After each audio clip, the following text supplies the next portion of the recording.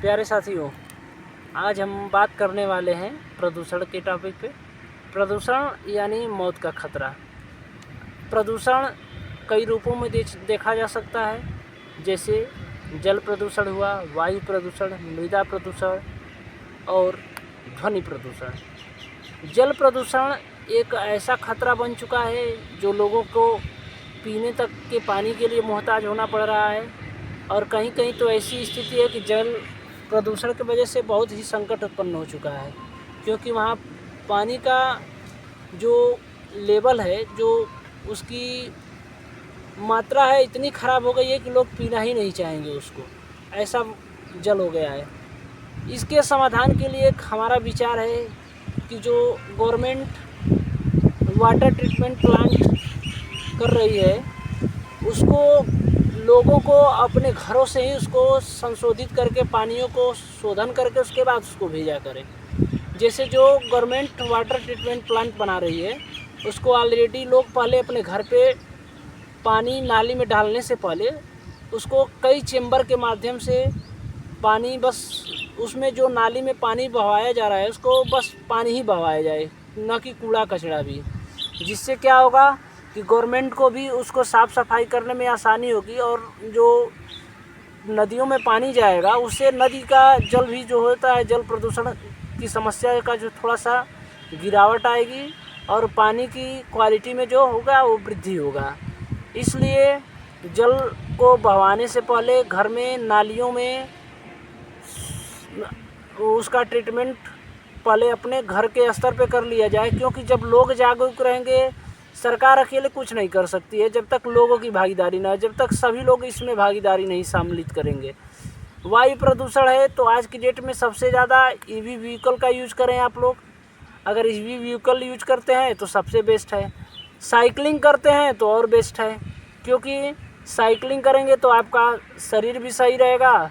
कम दूरी के लिए साइकिल यूज करेंगे तो पेट्रोल की खपत, डीजल की खपत नहीं होगी।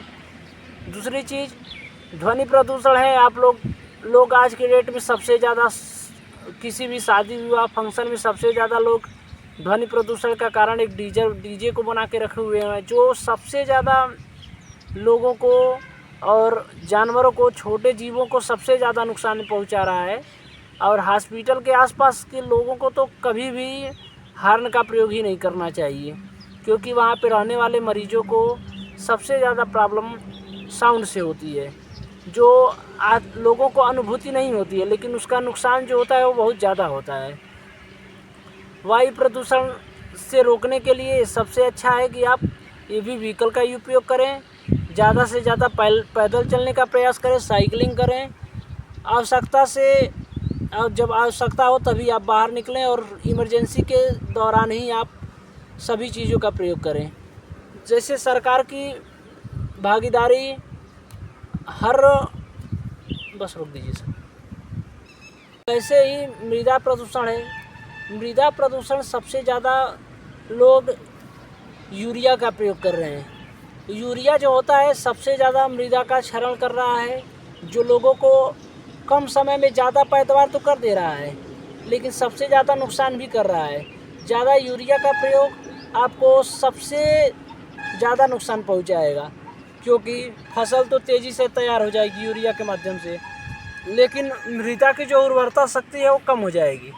इसलिए आप लोगों को यूरिया के जगह पे नैनो यूरिया प्रयोग करिए, क्योंकि उसमें सरकार को बनाने में लागत भी कम आएगी, फ़ायदा उतना ही करेगा जितना आपका 45 किलो बोरे का यूरिया यूज करते हैं, उतना ही आपको 500 ml का नैनो यूरिया यूज करना पड़ेगा। Nano urea same quality, same quantity और सेम एरिया, जितनी आपको क्वालिटी चाहिए, जितना आपको एरिया चाहिए, सेम वही रहेगा, उसमें कोई डिफरेंस नहीं होगा। इसलिए आप यूरिया की जगह पे नैनो यूरिया का प्रयोग करें, और छिड़काव करने में भी आसानी रहेगी, लागत भी कम आएगी, सरकार को भी लागत कम आएगी, जिससे लोगों को भी फायदा होगा। इसलिए आप लोगों से विनम्र निवेदन है कि खाद का प्रयोग कम करें। दूसरी चीज़, आप पत्तियों को सड़ा के, गोबर को सड़ा के, पेड़ पौधों के अवशेष को सड़ा के आप उसको ह्यूमरस का बनाइए, ह्यूमरस खाद बनाएंगे आप, जैविक खाद बनाएंगे जो पौधों को और ज़मीन को एक बहुत ही बेहतरीन तरीके से उत्पादन करने में सहायता करेगा।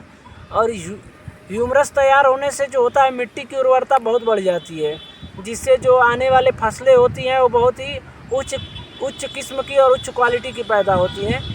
पैदावार पहले कुछ वर्षों में या पहले कुछ दशकों में कम होगा, लेकिन जो होगा वो बहुत ही बेहतरीन होगा। आपको खाने से उसके बहुत फ़ायदे मिलेंगे।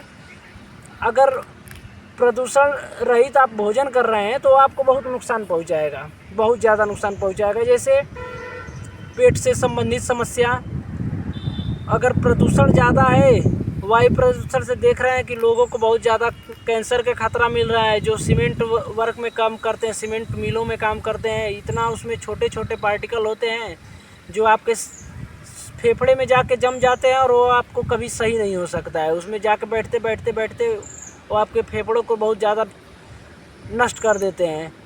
इसलिए आपसे विनम्र निवेदन है कि किसी भी संसाधनों का उपयोग करते समय आप उसके हानिकारक और उसके लाभदायक गुणों को जानिए, जो आपको और आपके आने वाले भविष्य को सुरक्षित रखेगा। धन्यवाद।